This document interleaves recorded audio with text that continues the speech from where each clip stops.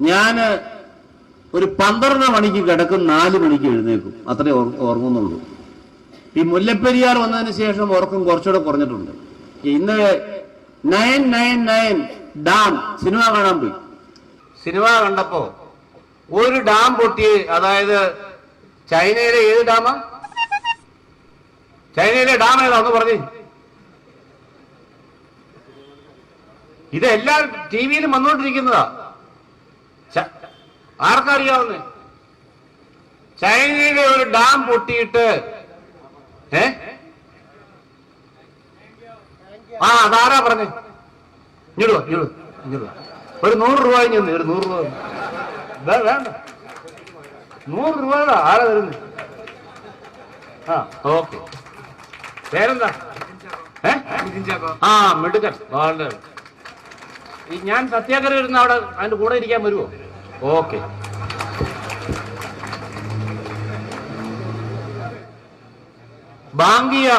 ബാങ്കിയാമോ എന്നാണ് പറയുന്നത്.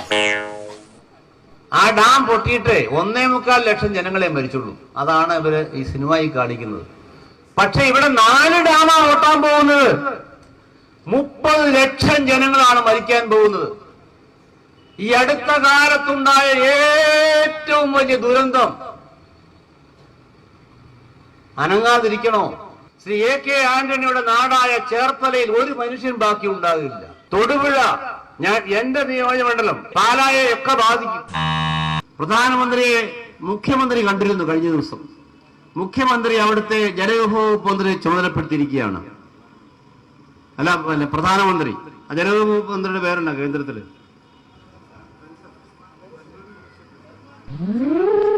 അത് ലോ മിനിസ്റ്ററാ. വിദ്യാഭ്യാസമുള്ള ഒരുത്തനും നമ്മളെ പാർട്ടിയിലില്ലേ? പവൻകുമാർ ബെൻസാൽ പറഞ്ഞിരിക്കുന്നു. അത് കുട്ടികൾക്കാണെങ്കിലേ ഞാൻ സമ്മാനം കൊടുക്കുള്ളൂ, അല്ലെങ്കിൽ സമ്മാനം പറഞ്ഞോ?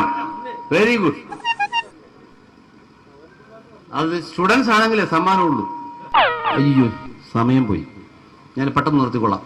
റൂർക്കിയിലെ ആദിവിദഗ്ധരായ ശാസ്ത്രജ്ഞന്മാർ പറഞ്ഞിരിക്കുന്നു, ഈ മുല്ലപ്പെരിയാർ പ്രദേശം എന്ത് മേഖലയെന്ന? ഭ്രംശമേഖല. ആളുകൾ പഠിക്കുന്നവരുണ്ട്. ഭ്രംശമേഖല. ഇപ്പൊ എന്നാ പാർട്ടി സ്ഥാനം? പുള്ളിയാണ് ജില്ലാ സെക്രട്ടറി ആകും.